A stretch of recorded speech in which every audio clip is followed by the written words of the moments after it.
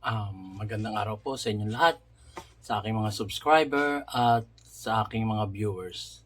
So, i-feature ko naman po itong kasama kong yung biyanan ko, my mother-in-law, na 80 years old na. Pero malakas pa rin. Malakas pa rin siya nakakalakad. Kasama ko po ito sa Boracay. So, pasyal-pasyal kami, punta kami sa grotto.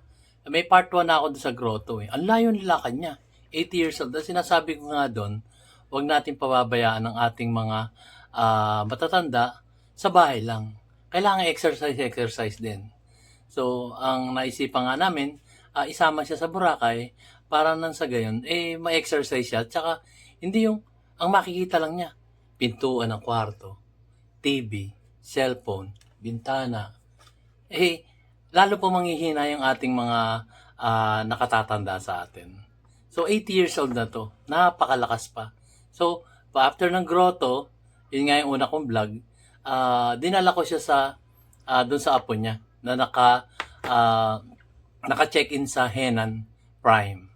Doon din sa Station 1 sa Boracay. Sa Station 1 kasi maganda yung ano niya yung beachfront niya. Compare mo sa, comparison lang to guys hindi naman komento lang to. Compare mo doon sa Station 2, at sa Station 3. Kasi dito sa Station 1, alam nyo naman, pagka maganda yung area, mahal. Mahal talaga ang mga hotels doon. Kagaya nga ng Prime. Henan Prime. So, doon na-check-in yung kanyang apo at pinasyalan namin. And after that, sumakay kami ng tricycle. Kasi, mahirap na. Medyo mahaba-haba na yung nilakad. Tapos, paglalakarin ko pa pabalik. So, ito tunghayan nyo guys, napakaganda po. Educational ng vlog na to. Dahil, imagine niyo an 80 years old lady, kaya pa niyang maglakad. Mas malakas pa nga sa akin. Imagine niyo ako napapagod, pero siya, tuloy pa rin ang lakad. So, yun nga, huwag niyo pababayaan, nasa loob lang ng bahay ang inyong nakatatanda. Pwedeng maglakad-lakad din sa labas, or kung may pera naman, travel lang. Ayun. Okay guys, ito, simulan na natin ang 80 years old lady na malakas pa rin. Ayan, si Ate Bonbon. Ay, ayan. The beauty of Boracay. Ayan.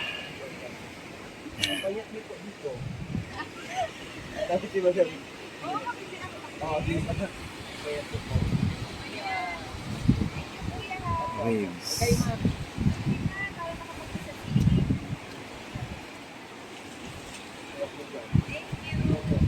Yan, nanay. Babalik. Nay, madulas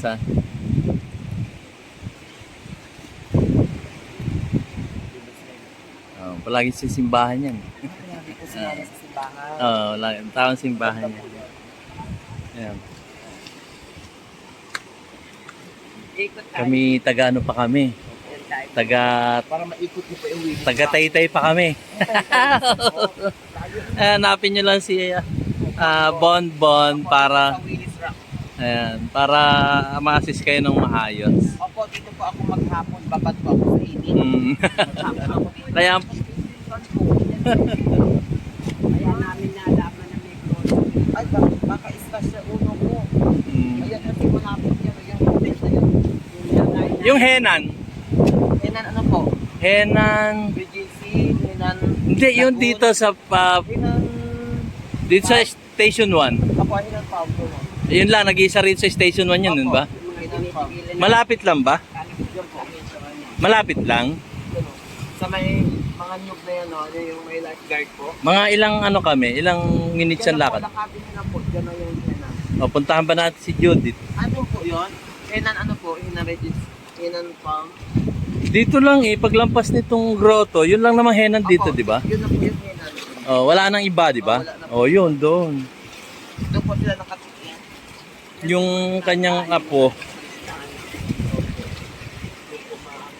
Doon sa may Lakarin na natin, doon tayo. Baka tayo makakain doon. Bigyan mo nga ako number mo, ha? Opo, opo. Sige. Hindi po Okay, miss call mo ako. Ay, i-off ko muna to. Teka, mga madulas. Tuloy po tayo sa pagbablog dito sa Boracay. Ang daming nagaan. Ayan. No? At ang nanay, Lucy, tuloy pa rin sa paglalakad. She is 80 years old. Take note. Kaya niya yan. Ayan. Ayan, swimming. Ito sa waves. Ayan. Ayan, tinuturo ako yan. Natuwa, diba? Hoy! Oo. Oo, sige. Sarap dito. Scrub your dad. Promise. Ayan, nagtuturo ng ganda. Ayan, naglalaro sila. Ayan. Dahil kayo nakakita, guide nyo ako kung naroon tayo. Nanay pa nag-guide sa akin ko na malabo nga mata ko, guys. So, tour guide ko ngayon ang nanay ko. Para makarating doon sa inuupahan ng apo niya. Dito sa station 1. So, ayun guys. Tapos na kami dun sa grotto. So, samahan nyo ako. Pasyal-pasyal tayo. Diba? Marami kayong, kumbaga parang kayong sumama na sa tour ko. Sit back and relax. Watch a movie. Mas probably mga 8 o'clock. So, ang tour guide ko, nanay, pupunta kami dun sa nire-renta ng apo niya. Tapos iwan ko siya doon. Para hindi na siya babalik dun sa... Doon, medyo malayo guys eh. Dito, medyo malapit. So, dito siya mag-i-stay muna. At magagala naman kami mamaya. Susunduin ng tricycle.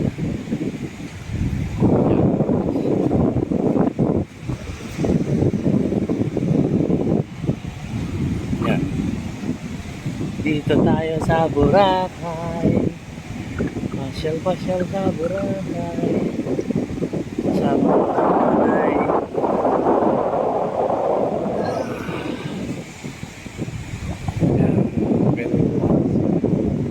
Dito sa Boracay.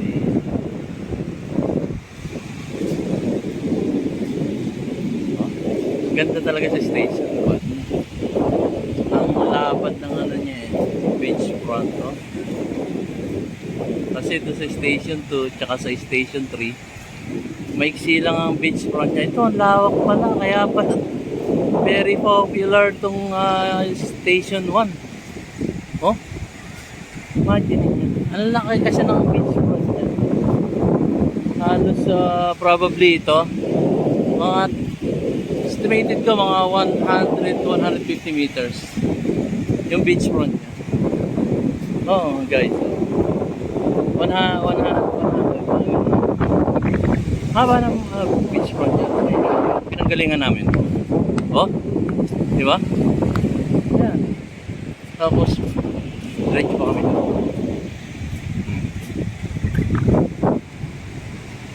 Ang nakalawak pala ng beach front, kaya pala sikat na sikat tong station 1.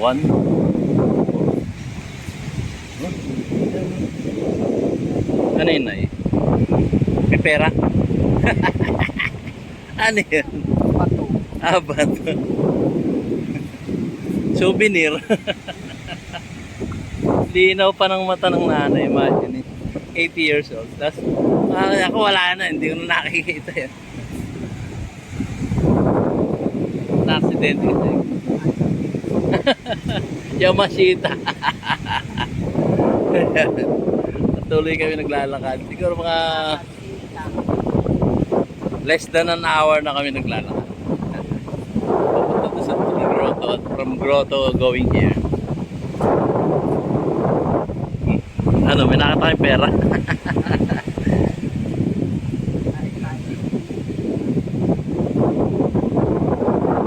So, meron.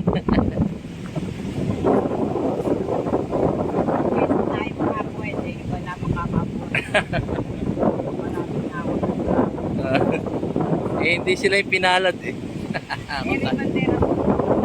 Hindi, baka malapit na tayo. Tatanong natin. libre na mga magtanong. Na, na ano ta? Hindi. Yung Pag tinanong ko okay. Saglit lang guys. At ni natin yung henan. Guys, so, diretso kami. Doon pa yung Henan Prime. Henan Prime pala yun. Yan.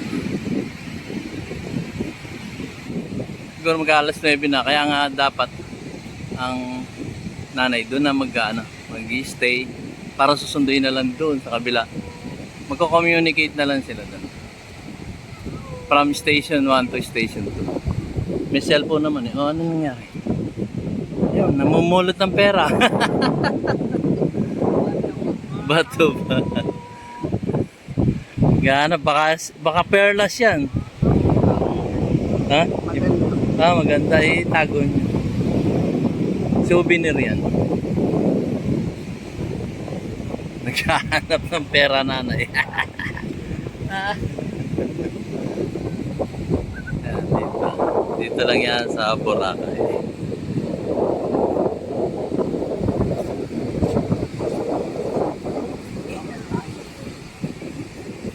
Sigurado mga nag-aalala na yun ay.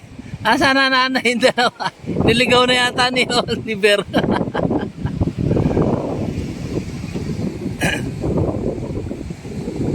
Magkano binigay niyo na eh?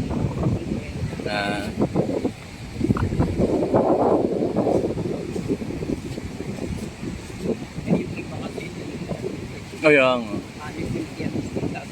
Kaya nga. Doon sa may lifeguard na na bahay, yung tapat noon. Yung kay na Judith na yun. Zero ba dito? Hindi, doon sa tapat. Yung sabi rin yun sabi nung kausap natin kaya nag-tour guide sa atin tsaka yung mga tao doon na tapat ng ano na ba to? Lifeguard na to? Ito na. Tanong doon sa nagwawag. Okay. Guys, tingin ko muna. So, narito na tayo sa Henan. Antayin natin. Punta namin si Judith. Henan. Ito ang siguro breakfast dito. Sir, saan ang papuntang front desk? Dito? Dito. Dito? Ha? Okay, thank you ha. Alam mo bang 7 Henan na yung napuntahan namin? Morning.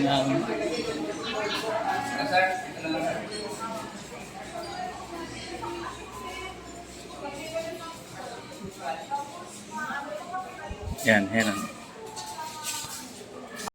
Okay guys, dito ko sa Henan Prime Beach Resort. So, dito yan sa Station 1. So, kasi nagkaiwalay kami ng ng accommodation. So dito sila. Galing kami sa grotto, di ba? As you can see, galing kami sa grotto doon sa kabila, tumawid pa kami dito. So dito yung Henan Prime. Nasa ground floor lang naman sila eh. Ayan, 4th floor pala to. Ayan. So magandang dito. Check-in dito. So, ayun. Accessible siya sa mga tricycle. Ayan, mga service. Ayan. So, kung magbe-beach sila, dito rin sa Station 1, which is napuntahan natin kanina. At nakita nyo naman yung front ng beach na maganda. Ang laki ng beach front dito sa Station 1. So, yun nga, almost mga 100 meters yun. Kaya ang ganda pala. Kaya pala sikat na sikat yung Station 1. Kasi ang haba ng beachfront. White sand. Not like doon sa Station 2. Hindi naman sinisiraan, di ba? Mas mura kasi sa Station 2. So, ang beachfront nyo, ano lang, siguro mga 10 meters. Mga ganun, 20 meters. So, gano'n. Doon sa Station 2. Sa Station 3 naman, naroon yung mga mga nightlife, inuman, bar, gano'n. Mga entertainment. So, yun. Dito sa Station 1 naman, for wealthy people.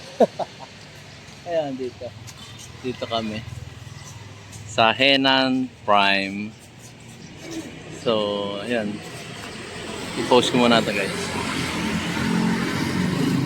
Nantay pa namin yung binisita namin dito. Kami ka ng driver eh. Ayoko. Tingin-tingin sa tayo ng row. Yung driver na sa harap. Marami. Tapos nanay. Narto ako sa likod. Oh, galing ko na Henan. Henan ba Hanan? Henan po. Henan. Henan. Kasi nanggaling na ako dyan sa Henan. Hindi ko. Pwede dyan ang visit. Bawal. Palagay ko dyan, puro mga artista nag-ano. Ano? Kasi yung pangalawang Henan. Ayan, narito na tao sa... Anong tawag dito, sir? Sabi po? Dito sa sakyan? Try. Ha? Try. Try. E-trike. Try. E-trike. Baka tayo lumampasan. Dito lang kami sa Boracay. Hindi, papasok pa tayo na bababa tayo dito. Ayaw pa yun. Alam mo na yun. Oo. Kung gano'ng kalayo yung lakad natin na, hindi ba ganun lakad? Kala ko pagka... Maliit lang sa Boracay, hindi mo wala pinikot lang. Oo nga. Kala ko pagka sa Markay ka, sandali lang. Depende sa area po yun. Oo. Saglit lang po yun, kung malapit. Ay kung malayo, di matagal. Kasi kami naglakad lang na papunta riyan. Sir, kung pupunta ng Bulabog, magkano ano dito per day sa trike, e-trike? Ay, ano yun po yun, sir? Ay, land tour po yun sa inyo? Land tour? Land tour. Opo. Magkano land tour per day? Yung namin, sir, is 3 hours, 500 per hour. Day 1.5 yung 3 hours. Yes, sir. Tapos na lumagpas po, Okay. hindi po kasi sa area pag nagustuhan nyo, pero waiting lang kami dyan sa inyo. Oo. Yun, guys, narinig nyo. Baka gusto nyo, sir, land tour. 500 per hours. Kasi merong nag-ano sa amin eh. Nakita ko samahan namin. Oo. Saan po? Diyan sa pupuntahan namin. Ilan ba kayo? Ay, marami kami. Marami kami. Ay, mga anak ko. Dalawang i-try, tatlo rin eh. Dalawang tatlo. Ay, capacity na lang naman ito po. 7, 8. 8 capacity nito? 7. 7. Hindi po kung maliit-liit, pwede 8. Oo. Ay, kung mga malalaki, mga ano na. 7 lang talaga, 3 lang to, di ba? 6, 7. Mm. Tapos ang katabi mo dyan, dalawa ba? O ano lang? Bawal. Nakatabi dyan sa driver. Ayan. Dito kami. Nasa e-trike kami. Galing kami ng grotto. Siyempre, lakad-lakad pa papunta sa Henan Prime. Dalawang i-try, ay, dito sa layo pa na naglakad namin. Layo na. Nagulat kayo bigla. Paikot-ikot tayo. Grotto kami pinuntahan namin. Maganda sa oras, land tour. At least, nakarating kami. Yan. Dito. Mayroon tamang sa ano po, Iwit. Anong street na to, sir? Ha? Anong street tong binabaybay natin? Walang po ano to, main road. Main road. Dito lang ang main road. Main road po ito. Wala nang ibang main road. Dire-diretso lang to. Wala. Mayroon doon sa ano, sa back door. Dito po. Iba-iba Yeah. na. Pero ito ang main road. Main road. Baka tayo lumampas sa... Arte mo na tatandaan mo ating... Ano ba ang pangalan? Sa anong resorts ka mo, sir? Ano kami sa may TAS? Tans pala. Tans guest house. Gano'n. Pero ang pinunta ko kasi unang Sa ano ng... unang Henan. Tapos lumampas pa ako ng konti. Pero papasok kayo yon. Papasok kami sa beachfront kami. Dito po. Pero pagdating doon sa pangalawang henan, lampas na ako, naglakad pa ako pabalik. Asalea. Dito tayo pasok Asalea. So in between lang yun ng ano ng henan na una at saka henan na pangalawa. Gitna lang yun. Kasi kung sa pangalawa, maglalakad kami pabalik. Pag naman din sa unang henan, malamang lalakad kami pa forward. So gitna lang nung set dalawang yun. Tanda ko naman yung ano, yung loob ng papasukan. Pero yung papasukan dito, hindi ko sa opisado. Ayan guys. Naghanap kami ng ano namin kasi babalik kami sa babalik kami sa transient namin or hotel.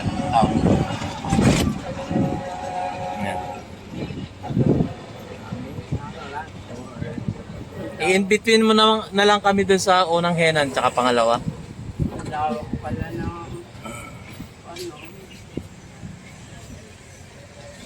Mayroon din doon, Hinan Pal. Parang ito nga yun.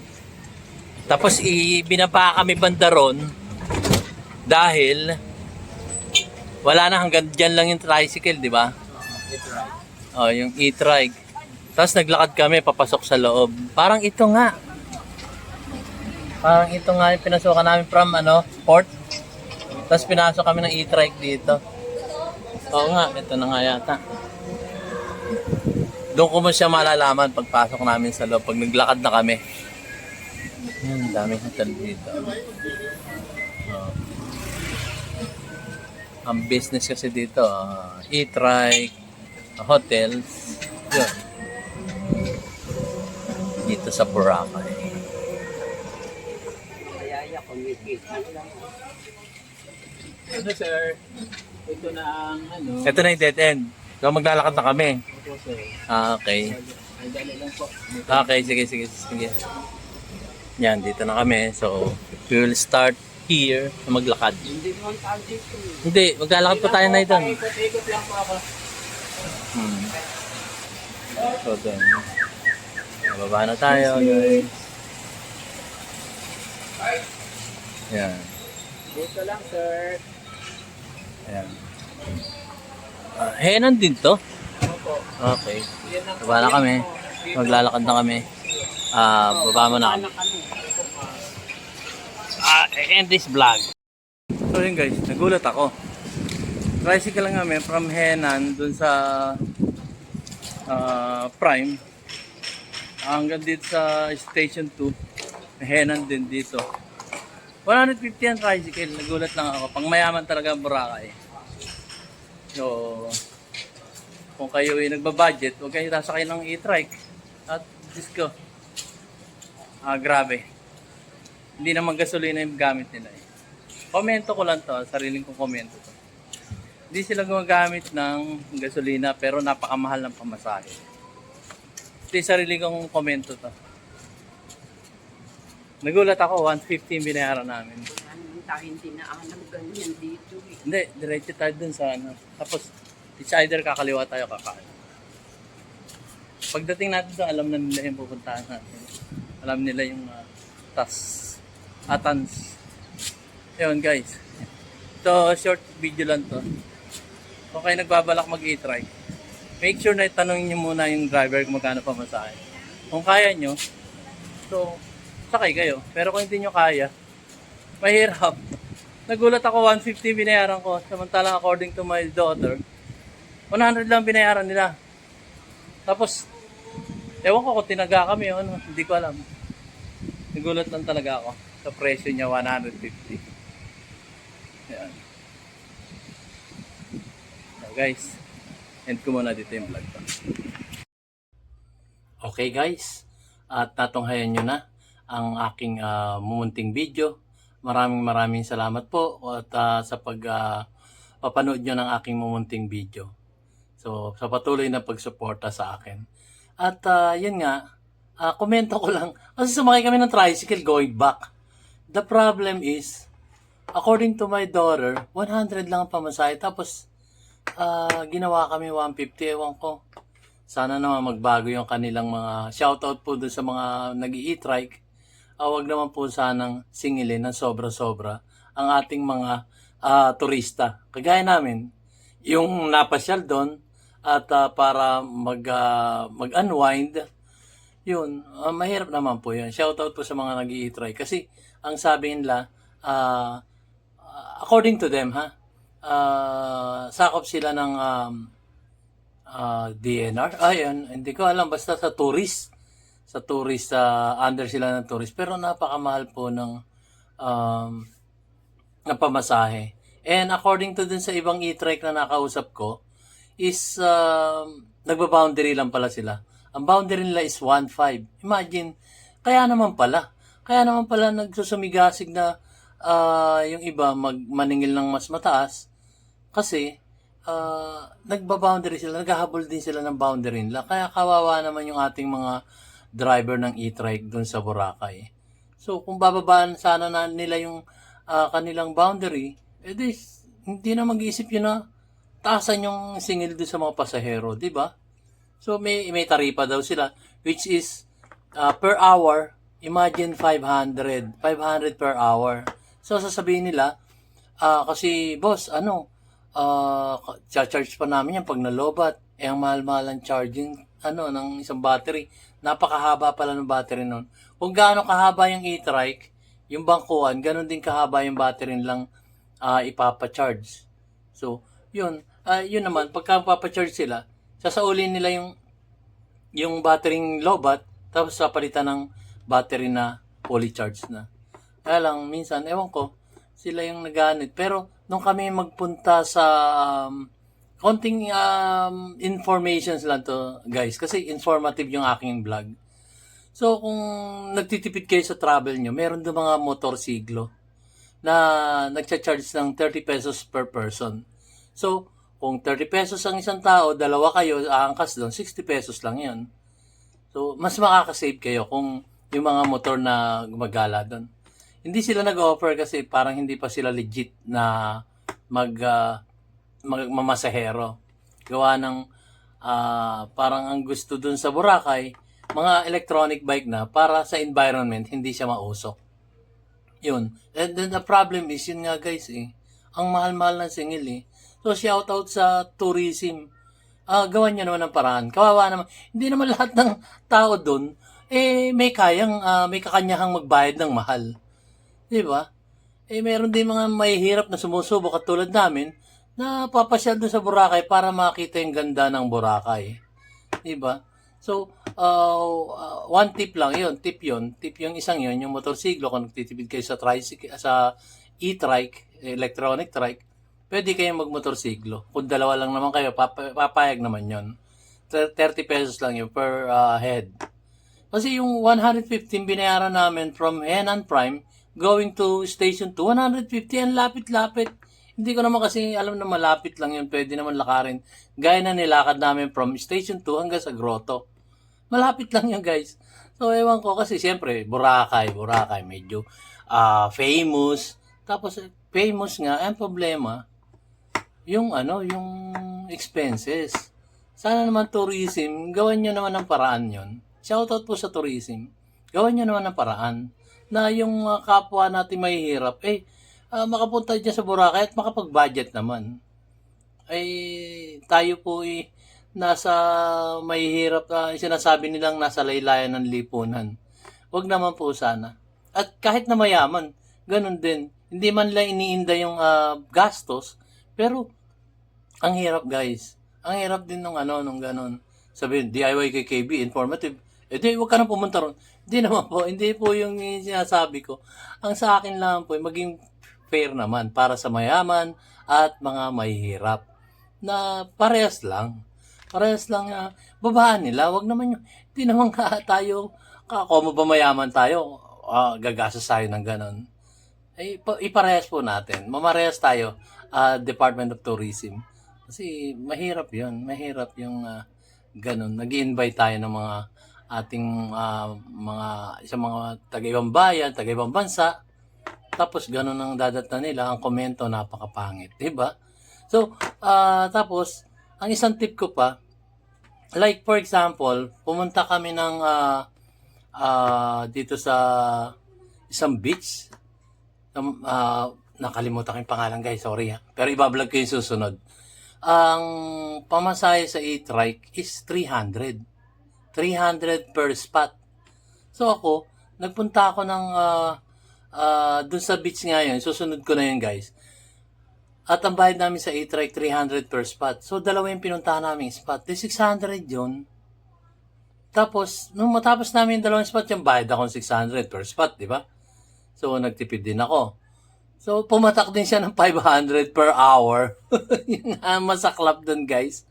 Nalugi pa ako ng 100 kasi hindi naman kami nabot ng 1 oras doon sa pag-travel namin. So, that's a big mistake for me. And then, I found out, guys, nung pauwi na kami, meron pala dong na e-jeep na tinatawag, yung electronic, parang maliit siyang jeepney, pero electronic din siya. Hindi siya di gasolina. So, di battery din yung gamit.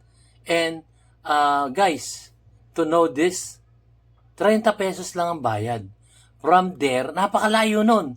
From there, going to station 2, 30 pesos lang each person. Kung malapit lang yung pupuntahan nyo, nasa 15 pesos lang. So, na-discover ko yung guys, meron pala doon na jeep. Style jeep siya. Parang cab na malaki. Hindi naman siya e-trike na pangwaluhan. Siya parang mga 14, 18 persons ang malululan niya doon sa kanyang sasakyan. Electronic din. Tawag ko sa niya, electronic jeep Imagine niyo 30 pesos. 30 pesos lang each person. Pag malapit, 10 to 15 pesos ang pamasahe pag malapit. So, na-discover ko yun. So, i-discover nyo rin, guys. Dumadaan siya sa main road. Antayin nyo lang yun. Tapos, paparahin nyo. Iikot siya from there do sa main road. Pupunta siya sa port. Pagdating sa port, babalik siya. Iikot-ikot lang siya. Marami sila. So, kung nagbabudget kayo, guys, yun na ang sakyan nyo. Huwag na kayong umarkila. Hindi naman sa kung may pera naman kayo, umarkila kayo. 500 pesos per hour ang land travel. Kung nagtitipid naman kayo, kagaya namin, mahirap lang naman, bagay, nagbabudget din kami. I think, kahit mayaman kayo, mahirap kayo, pare-pares tayo nagbabudget. Kasi may mga sarili-sarili tayong gastos So, yun, ang tip ko sa inyo, meron doon na umiikot sa main road, tapos babalik siya sa taas, doon nga, sa Bulabog Beach, dadaan niya Bulabog Beach, tapos yung isang sikat na beach pa dun sa malayo. Iba-vlog ko yun sa inyo. Nakalimutan ko lang. Medyo may mental block na si DIY KKB Informative. Pasensya na po. So, yun. Isang tip ko sa inyo. Meron doon umiikot na marami yun. 30 pesos lang per head. At hindi nyo na kailangan pang magrenta ng napakamahal na 500 per hour na land tour. So, mag-ano na lang kayo. Ganun-ganun. Kaya lang, siyempre, sa land tour na 500 per hour, aantay na kayo noon. Not like nung sasakay kayo, mag-aantay talaga kayo ng mga kasabay niya. Diba? Hindi naman siya pinupuno Mag-aantay talaga kayo mga kasabay. At yung driver magdidesisyon kung lalakad na siya. Kagaya nung nangyari sa amin, dadalawa lang kami, lumakad na agad. Kasi nagdadampot na niya, sasakay, bababa, sasakay, ganon. Yun yung sinasabi ko sa inyo, pwede nyo sakyan, na siya naman hindi matagal na antayin doon sa main road. Kung kayo nasa station 1, 2, 3, abang lang kayo doon sa main road. Maraming dumadaan, guys. So, kung nagtitipid kayo, yun ang tip ko sa inyo. Kung hindi naman kayo nagtitipid, yun nga, yung e-trike na 500 per hour na land tour. So, yun lang, guys. At binilag ko lang yung aking mother-in-law na kasasama ko na napakalakas pa rin. Napakalakas pa talaga. Kaya, ang huling kong babanggitin, wag po nating pahintulutan na dyan lang kayo sa kwarto. Nay, tay, dyan lang kayo. Wag na kayong magkikilos dyan. Baka kayo mapagod. Hindi po. Hindi po. That's a big no. X po sa akin yun. Kasi exercise talaga ang best way para lumakas ang ating mga nakakatanda sa atin. So, yun lang po, guys. So, kung nagustuhan nyo po ang aking mumunting video at very informative naman, kindly consider it like, subscribe, and hit that notification bell para updated kayo sa mga susunod ko mga videos. Marami pa po akong videos na i-upload, guys. Hindi ko lang siya na i-upload nung nasa Boracay ako. Pero na-i-upload ko na yung parasailing ko, yung aking scuba diving, at marami pa. Kaya antabay kayo guys, marami pa akong i-upload na very informative para sa ating lahat. So, just to give you a heads up, ang aking pong YouTube channel na DIY KKB ay wala na pong pa-arte-arte. Wala na akong music, wala na ako nung iba na kagaya ng yung mga ganon. Wala na po akong ganon, guys. So, what you see is what you get. Actual footages po yung aking aking isinashare sa inyo dito sa aking YouTube channel, DIY KKB Informative. So, yun lang guys. So, maraming salamat po ulit sa aking mga subscriber na patuloy na nanonood ng aking YouTube channel at aking mga viewers. Yun nga po, subscribe na kayo guys para mapalago natin ang ating YouTube channel. So, thank you guys for watching, and sinasabi palagi ni DIY KKB Informative, God bless, keep safe, and you have a great one. Thank you. See you on my next vlog, guys.